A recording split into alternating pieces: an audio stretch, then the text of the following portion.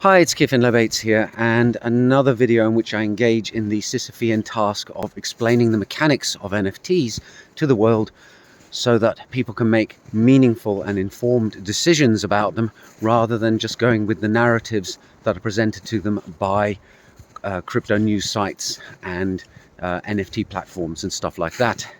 Because let's face it, companies like OpenSea are not going to do this for us.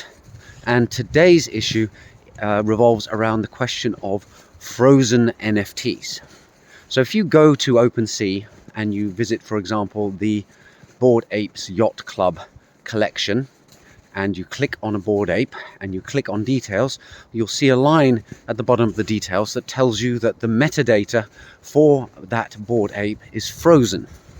And the idea there is that you're meant to have more confidence about the token in that the image and the traits of that monkey, not monkey, yeah, no, apes are not monkeys. Anyway, the traits of that ape cannot be changed. And the way that is done, well, if you hover your cursor over frozen, it tells you that the metadata is stored on immutable decentralized file storage, by which they mean the IPFS, because that's the most common immutable decentralized file storage system out there that is used. And that sounds great. I mean, that means you buy a Bored Ape, you hold on to it, and it's always going to be a picture of an ape with a, I don't know, a military helmet and laser eyes today, tomorrow, and forever. Except that's not actually the case. Yes, at the moment, all the Bored Apes information, the metadata and the images, are stored on the IPFS. And they've been pinned by lots of people, so they're not going to go anywhere because Bored Apes are of interest to people. But there's a problem. If you go a few lines up, you'll see a link to the contract that instantiates the Bored Apes. It's an ERC 721 contract, if I remember off the top of my head. And it's got all the code that creates the NFTs. And that function, or rather that contract, was launched by or deployed by one of the Bored Apes project managers, project launchers, and they own that contract.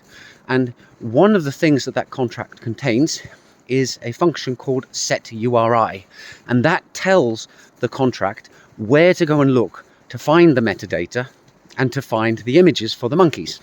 Or rather, the metadata tells you where to find the images for the monkeys. Let's be accurate here. And that function can be called by the contract owner. So at any time, the Bored Ape Yacht Club project leaders can change where the contract points and stop it pointing at that folder containing all the metadatas for the Bored Apes and point it at a web server or at an Amazon Web Services bucket or at a Google Drive link or something like that. It doesn't have to point permanently to the interplanetary file system.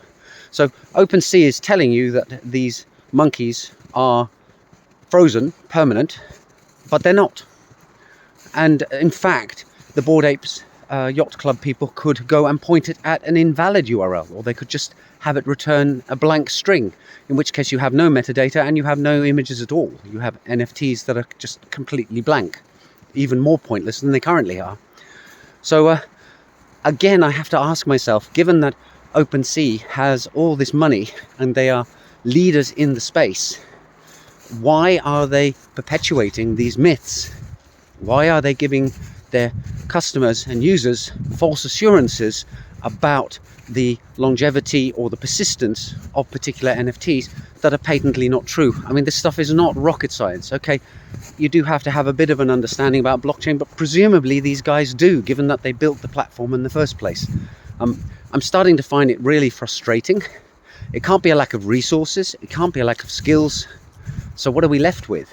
Is it a lack of care? Is it that they really do not care about their users? Because if that's the case, then they really don't deserve a $13 billion valuation, because ultimately they're going to lose. Anyway, that's today's video. Tried to keep it calm. I'm finding it hard not to at the moment. But I promise you in the next video, I will return as placid and serene as I normally am. That's it for today. See you in the next one soon. Bye for now.